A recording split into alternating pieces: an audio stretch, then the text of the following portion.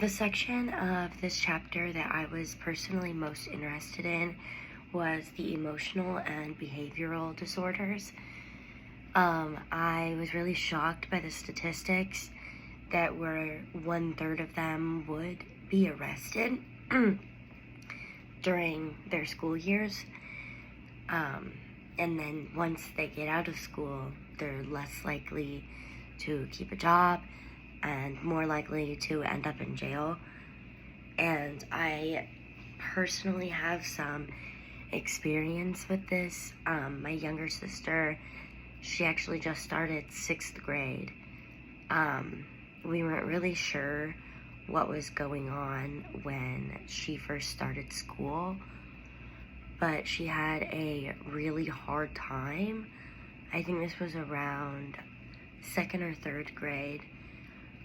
There was one year she got sent home 19 times in one school year, because if there was a routine, she didn't really like that. She wanted to do things on her own terms. She wouldn't want to stop playing, and her way of handling this was not appropriate. She was not using appropriate behaviors, and she let her emotions get the best of her. There was a time where I believe she threw a chair in the classroom because she didn't want to go to the library or something. And we got her tested, and she is on the spectrum. And I just found it really interesting, the different things that kids with behavioral issues struggle with, because I can really see that in her. It says that they struggle with unhappiness or depression and fear and anxiety, and that was really upsetting to read, knowing that she might struggle with that.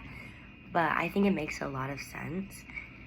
And it also brought to my attention the difference between a good teacher and a bad teacher when dealing with a student with emotional or behavioral disorders.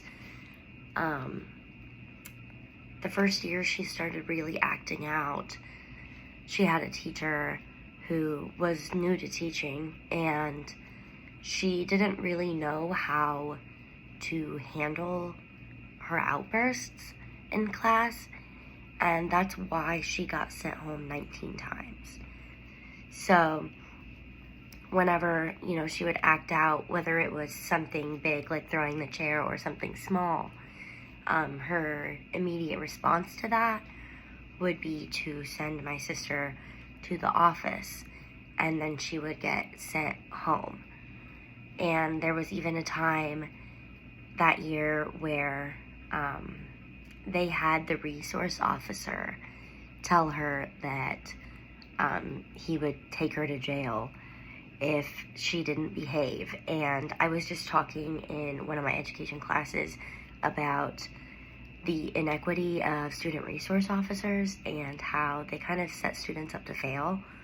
So relating that as well to my sister with these disorders, it was very eye-opening, I would say.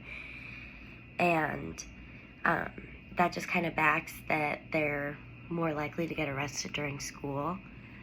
I just found that really interesting. And now she's doing much better. She actually had a teacher who I would say did a good example of meeting her needs in the classroom.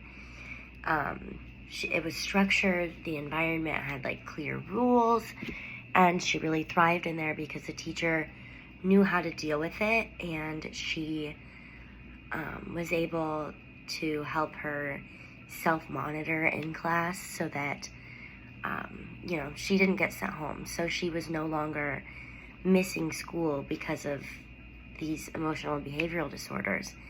And I think it's a shame that so many kids miss so much school because of this, and I don't think that's benefiting them in any way.